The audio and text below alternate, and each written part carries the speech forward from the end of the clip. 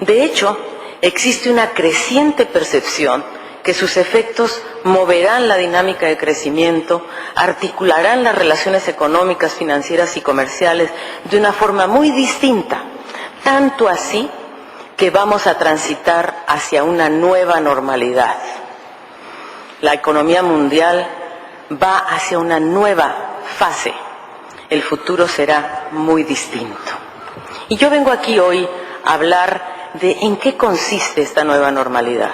Porque mucho se ha hablado de la crisis, pero lo interesante es qué nos espera en estos próximos años. ¿Por qué hablamos de esta nueva normalidad o de esta nueva realidad? Primero, porque el mundo post-crisis se va a caracterizar por un patrón de crecimiento más bajo. El plató de crecimiento va a ser más bajo. El crecimiento potencial calculado hoy va a ser más bajo. Y va a haber una caída, y la está viendo ya, de la demanda agregada de todos los países desarrollados.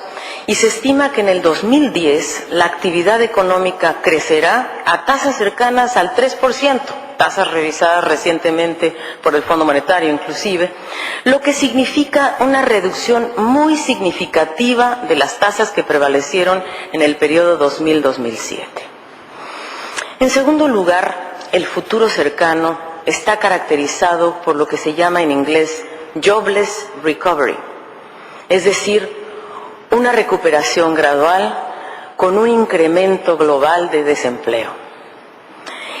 Entre 39 y 61 millones de trabajadores perdieron sus empleos en el 2009. Esto resulta en el desempleo más alto de la historia, entre 220 y 240 millones de personas desempleadas en el mundo. Tercero, apreciaremos un cambio en la geometría política.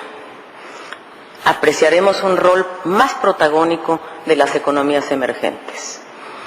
El eje Estados Unidos-China es un eje que debemos mantener en la mira.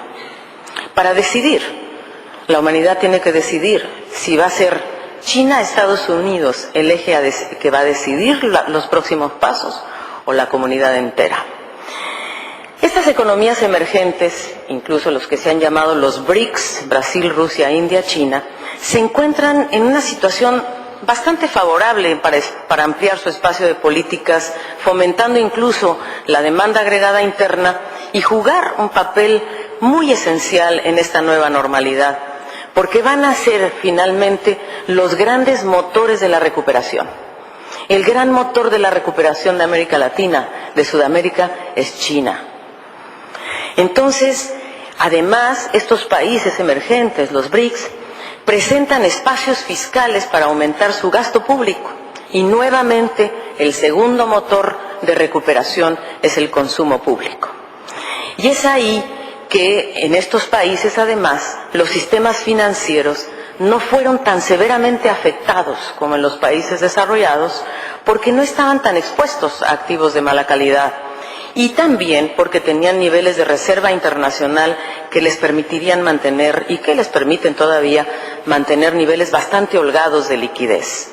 Como bien se dice, estos países ahorraron mientras otros países gastaron. Entonces, en realidad, algunas economías emergentes, como China e India, que también están enfrentando caídas muy importantes en sus exportaciones, han puesto en práctica paquetes de estímulo fiscal muy importantes para reactivar su propia economía, y esto es, en el fondo, lo que está dinamizando en gran medida la economía en nuestra región. En cuarto lugar, vamos a observar algo muy complicado en el mundo, que es una contracción comercial con proteccionismo. Diversas estimaciones plantean que luego de la desaceleración mostrada en el volumen de comercio mundial en el 2008, en el 2009 se prevé una caída del comercio del 16%. Y la OMC calcula para el 2010, fíjense, el comercio cae 16% en el 2009, y en el 2010 se predice tan solo una tasa positiva del 1%. Es decir, el plató de comercio también es más bajo.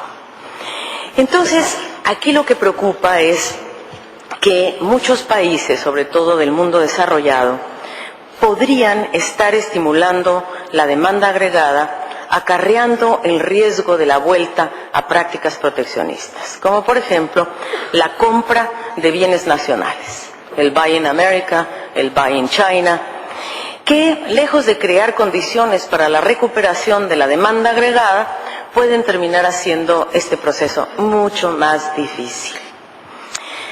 Por lo que tanto, esto está también asociado a la lenta velocidad en la recuperación de los sistemas de crédito, de pagos internacionales, la morosidad que se empieza a recuperar, para sostener el comercio y en general la actividad económica.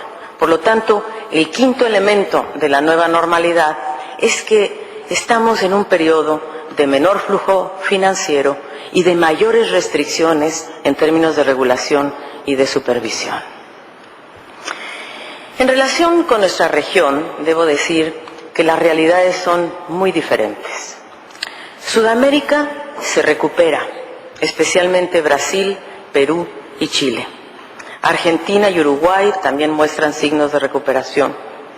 Sin embargo, México, enfrentando uno de los tiempos más difíciles y su repunte no se ha visto todavía, y quizás sea el país con mayor caída en el crecimiento este año.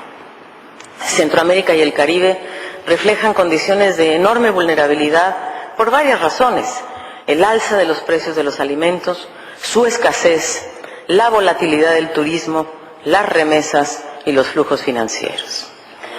Sudamérica, además, su repunte se debe precisamente a esta alza de las materias primas, lo cual la favorece también: el cobre, la soya, el hierro. Entonces, a nivel agregado, podemos decir que después de que han transcurrido 3/4 partes del año, el nivel de actividad en América Latina, por lo menos, ha detenido su contracción. Los precios de los productos básicos se han recuperado, las condiciones de acceso al crédito están mejorando, las expectativas comienzan a repuntar y, por lo tanto, es posible pronosticar el inicio de una recuperación muy lenta, muy gradual en el segundo semestre. Sin embargo, no alcanzará a compensar el pésimo desempeño del cuarto trimestre del 2008 y el primero del 2009, por lo que la tasa anual de crecimiento será negativa.